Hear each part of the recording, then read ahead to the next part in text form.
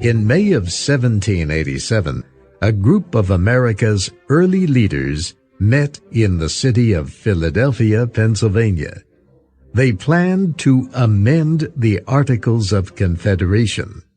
That document established a loose union of the 13 states. Instead, they wrote a completely new constitution. It created America's system of government and recognized the rights of its citizens. That constitution, with other amendments added over the years, is still the law of the land. The delegates agreed to start the convention as soon as 7 states were represented. On May 25th, they finally began. They gathered in the same room where America's Declaration of Independence was signed in 1776. The first important decision was choosing a president for the convention. Several of the delegates urged the others to choose George Washington. Washington was the most famous man in America. He had led the forces that won the war for independence from Britain. The delegates agreed. Washington was their choice. George Washington officially opened the convention with a short speech. He thanked the delegates for naming him president of the convention. But, he said, the honor was too great. He asked the delegates to forgive him if he made mistakes. After all, he said, he had never been chairman of a meeting before. With those words, George Washington sat down. Here are 2 actors playing George Washington and James Madison. They discuss Washington's role in writing the Constitution. As for that document, I merely stood back and let the learned gentlemen do their work. I believe I spoke only once in convention, and that to a minor point. Well, I believe you do yourself an injustice, sir. As president of the convention, you led the way. Washington did lead the way, but it was not a straight path. From the beginning, the delegates agreed that they had the right to change their decisions. This was the rule. The convention did not just discuss a proposal, vote on it, and move on to other issues. Any delegate could ask to again discuss any proposal or any decision, and they often did. The same speeches that were made the first time were made again. So days, even weeks, passed between discussions of the same proposal. The delegates also agreed on a rule of secrecy. Guards were placed at the doors of the State House. Newspaper reporters were not allowed inside, and the delegates were not allowed to discuss convention business in public. The secrecy rule led people to think all kinds of things about the convention. This was true especially in Europe. There, most people believed the convention was discussing how America could be ruled by a king. Europeans said a republican government worked in a small country such as Switzerland, but it would not work, they said, in a land as large as America.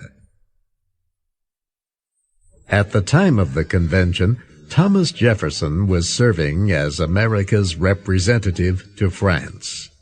When he learned of the secrecy rule, he was angry. He believed strongly in freedom of speech and freedom of the press.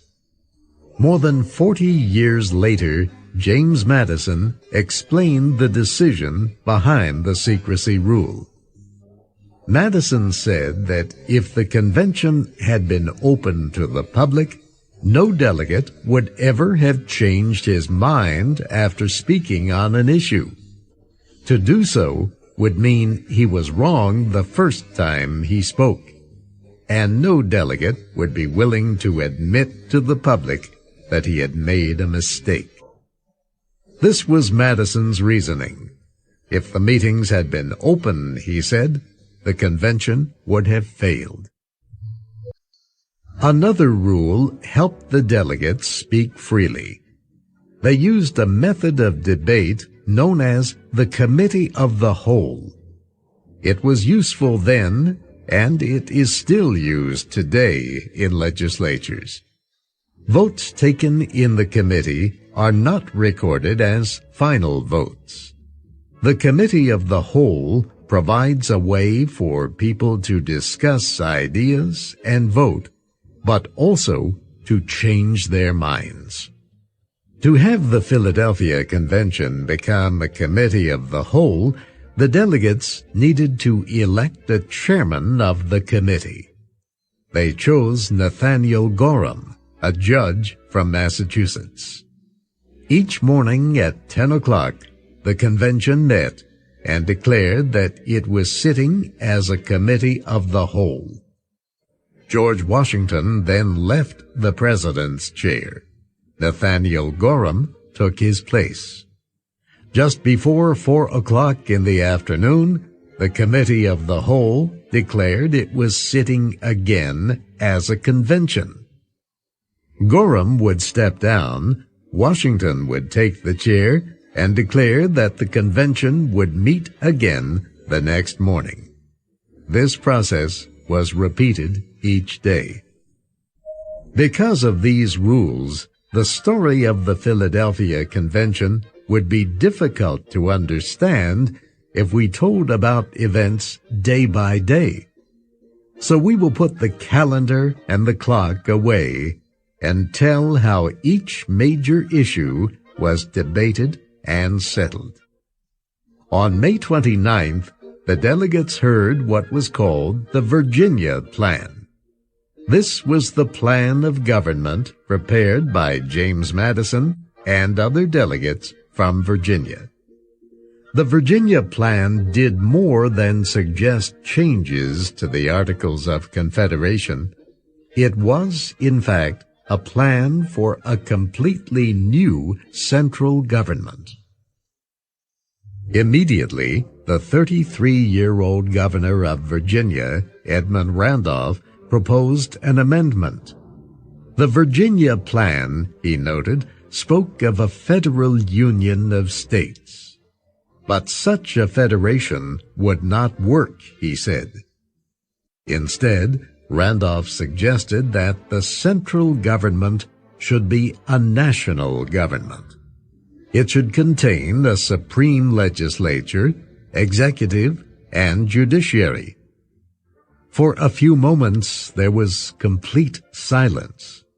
Many of the delegates seemed frozen in their chairs. Did they hear correctly? Most of them did not question the idea of a government with 3 separate branches. Several states already had such a system. But to create a central government that was national and supreme, what did these words mean exactly? What was the difference? The delegates debated the meaning of the words federal, national, and supreme for many days. Both James Madison and a Pennsylvania delegate, Gouverneur Morris, tried to explain. Madison said, a federal government acts on states. A national government acts directly on the people.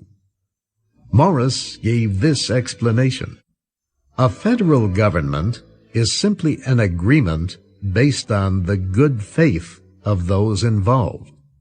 A national government has a complete system of operation and its own powers.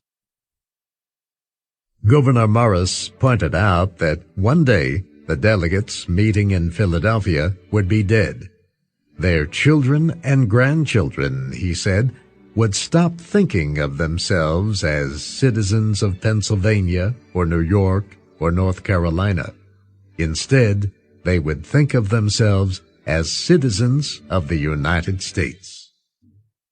Morris said the states had to take second place to a national government with supreme power.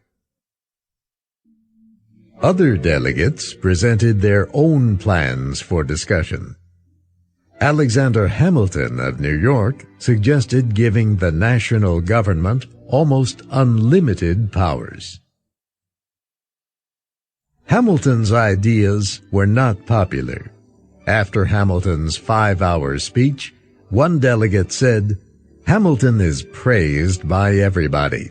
He is supported by no one." New Jersey also offered a plan. An actor playing James Madison at a museum in Washington, D.C. says that plan was not popular either. And William Paterson unveiled the New Jersey plan, calling for one house of equal representation. I knew that Delaware, Rhode Island, and the other small states would never go along with that. Delegates voted to reject the New Jersey plan. They did not even vote on Hamilton's plan. From that time, all their discussions were about the plan presented by Virginia. For more than 3 months, delegates would debate each part, vote on it, then debate it again. The Virginia plan formed the basis of discussion at the convention in Philadelphia. In the end, it formed the basis of the United States Constitution. But there was still more to debate in writing the Constitution, including the job of an executive branch to enforce the laws.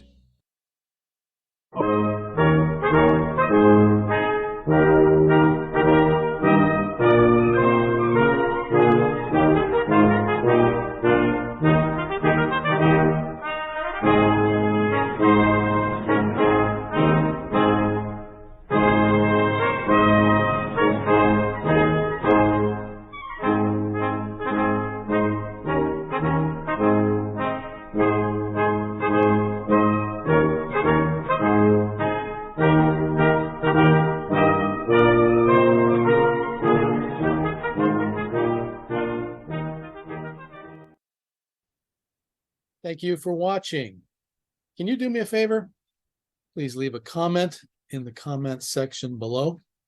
That would really help. Thank you, and see you again soon.